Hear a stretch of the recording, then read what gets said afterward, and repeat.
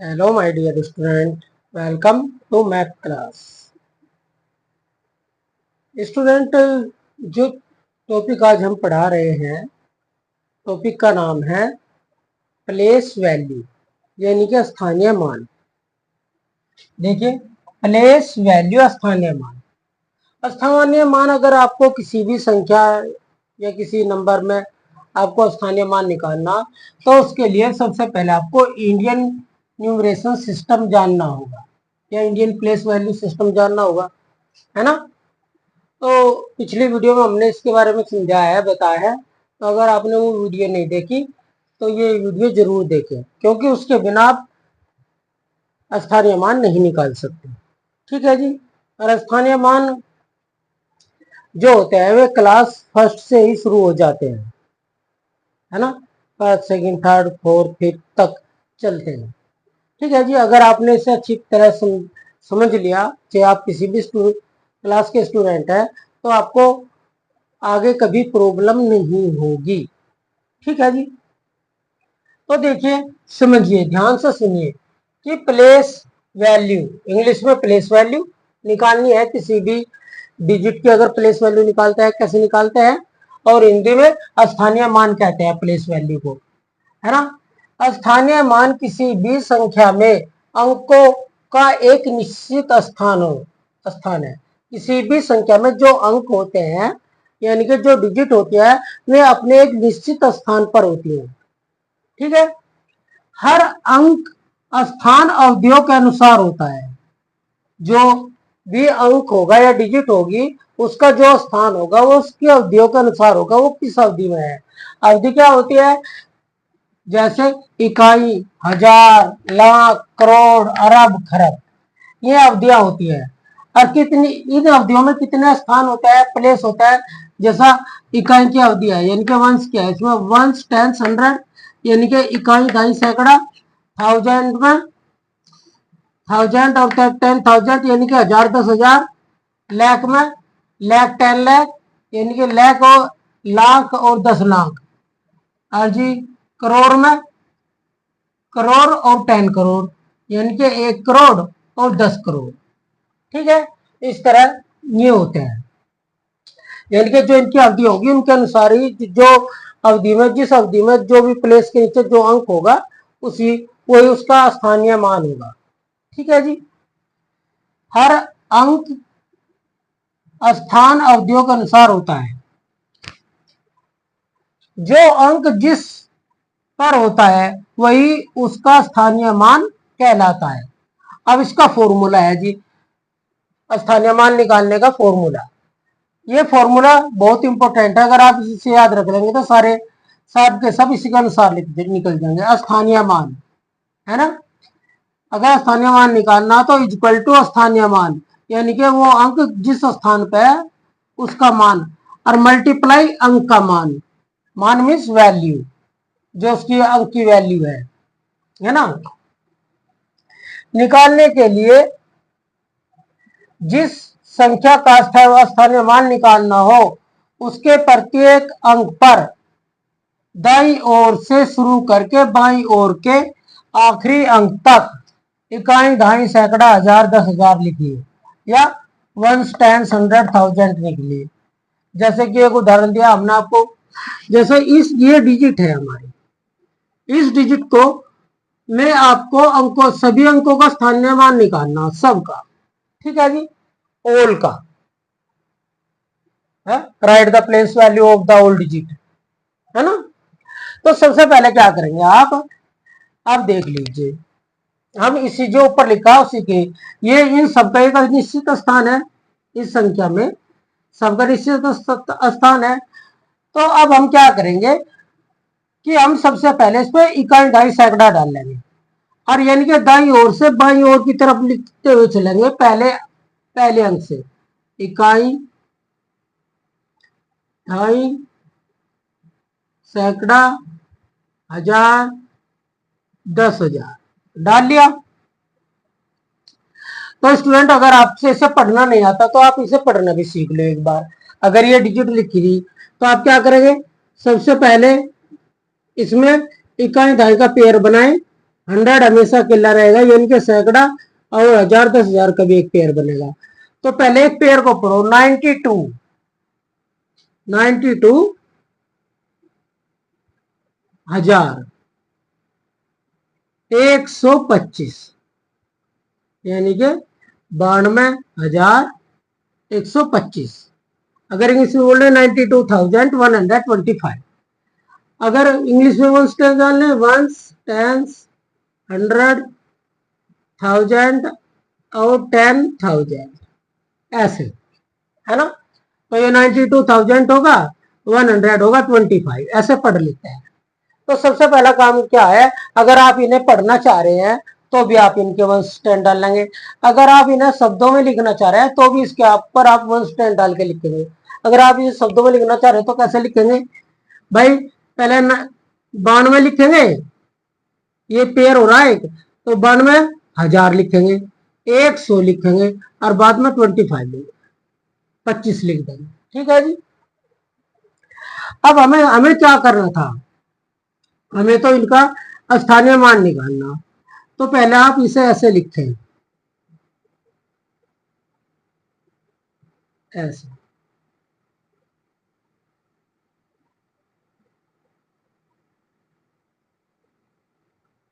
ऐसे तीर बना लें और इन्हें ऐसे लिख लें।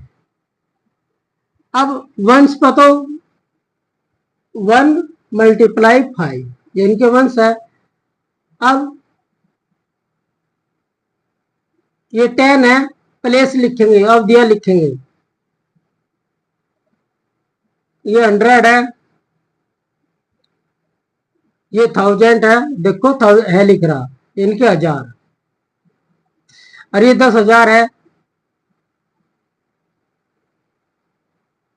अब जो भी डिजिट दी, जो जिससे मिल रही है, जो इस पर 5 है तो हमने 5 लिख दिया, यहाँ 2 है तो 2 लिख दिया, यहाँ 1 है 1 लिख दिया, है जी। यहाँ 2 है 2 लिख दिया, और यहाँ 9 है और ये हमने 9 लिख दिया। अब देखिए, ये तो है हमारा अंक का मान, ये तो है हमारा अंक का मान, और ये है स्थानीय मान। स्थान का मान क्या है, वंश है। स्थान का क्या मान है, 10 है। स्थान का क्या मान है, 100 है। स्थान का क्या मान है, 1000 है। स्थान का क्या मान है, 10,000। तो हमने क्या लिखा था, स्थानीय मान मल्टीप्लाई अंक का मान, यानी कि जो भी अंक होगा उसका वो।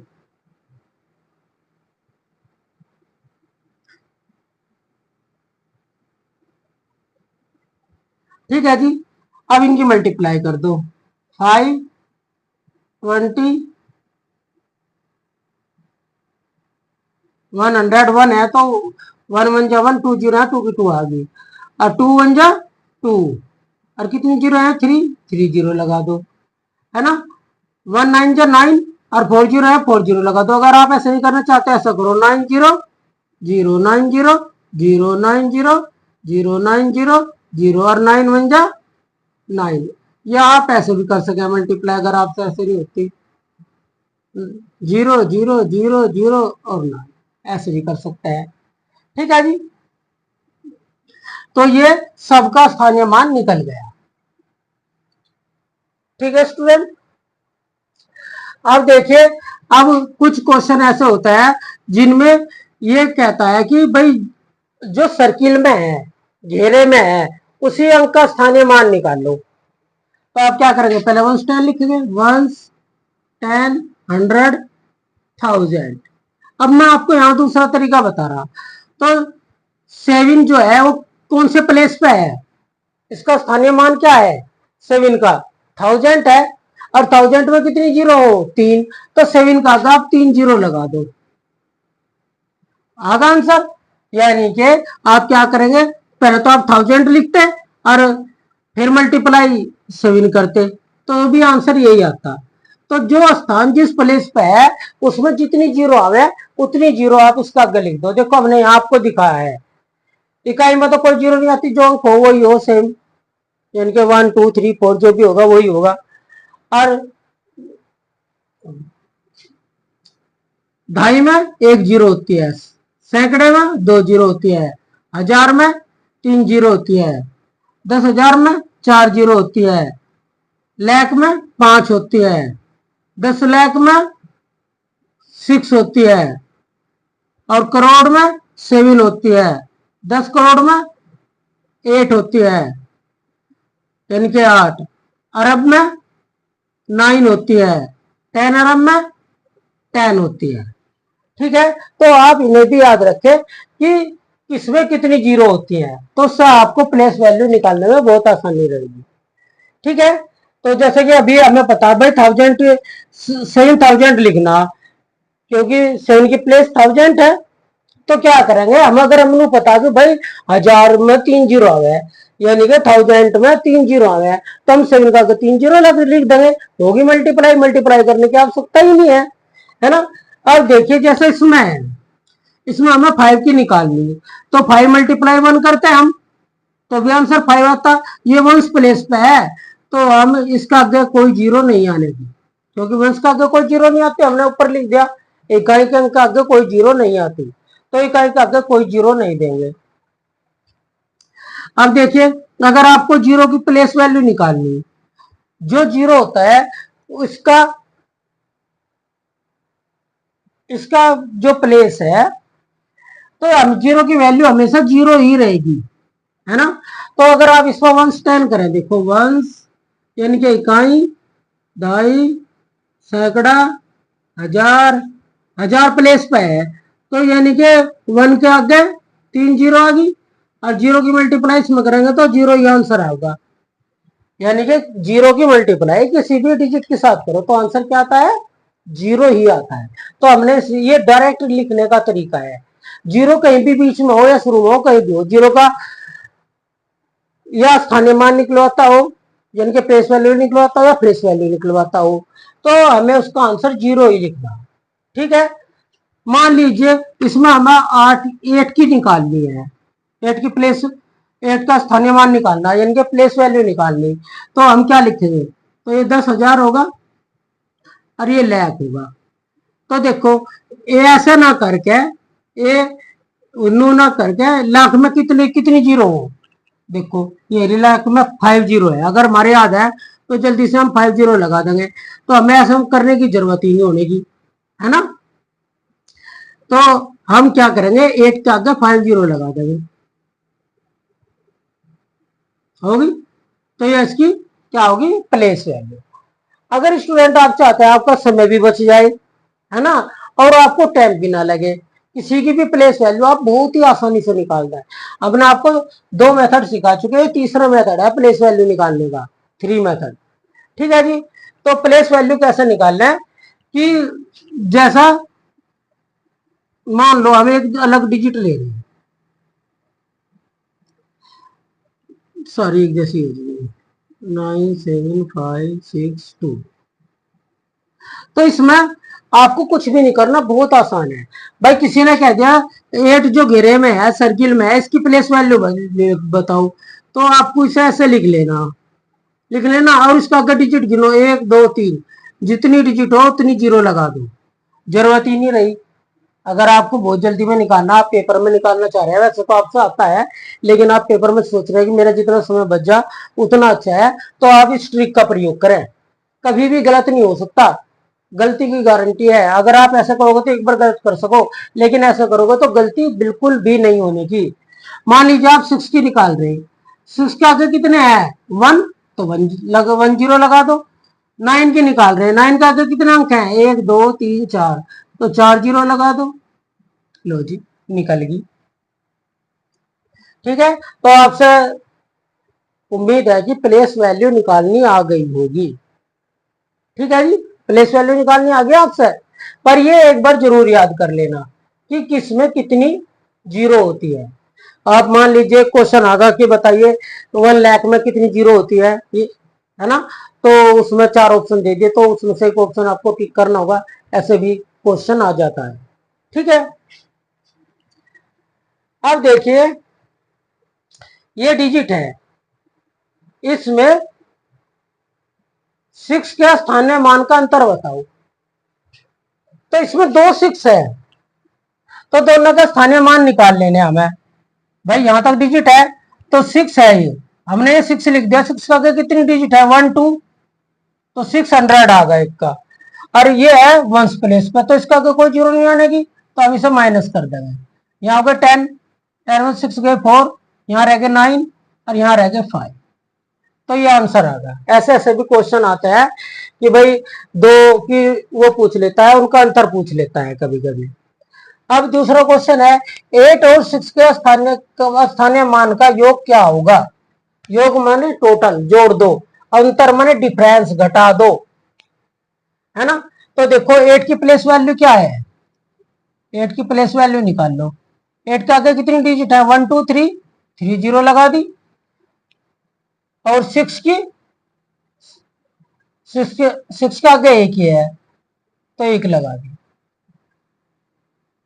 तो ये 6 की प्लेस वैल्यू होगी और यह 8 की होगी। अब इन्हें ऐड कर दो तो आपका आंसर आ गया। ओके स्टूडेंट, तो उम्मीद है कि आपको ये सब बातें आपको समझ में आ गई होंगी, किस तरह के क्वेश्चन आएंगे स्थानीय मान के या प्लेस वैल्यू के, वे भी आपको समझ में आ गए होंगे। कल हम अगली वीडियो में हम आपको बताएंगे कि भाई जो फेस वैल्यू होती है यानी कि जातीय मान और प्लेस वैल्यू यानी कि स्थानीय मान में क्या अंतर है, टोटल स्थानीय वो जातीय मान कितने होते हैं, है ना, और उनमें क्या डिफरेंस है, ये हम आपको कल की वीडियो में सिखाएंगे। ओके स्टूडेंट, अगर आपको ये वीडियो अच्छी लगे तो इसे लाइक करो, शेयर करो। जरूरी नहीं कि जो इसे नवोदय का फॉर्म भरे वो ही सीखे। ये जो टॉपिक है ये क्लास फर्स्ट और सेकंड के ही हैं। अगर आप फर्स्ट और सेकंड क्लास में हैं तो आप भी इन्हें देख सकते हैं, सीख सकते हैं। अगर आप इस तरीके से सीखेंगे तो आगे कभी 5th क्लास तक का आपको इन्हें सीखने की आवश्यकता नहीं होगी। Thank you for watching this video.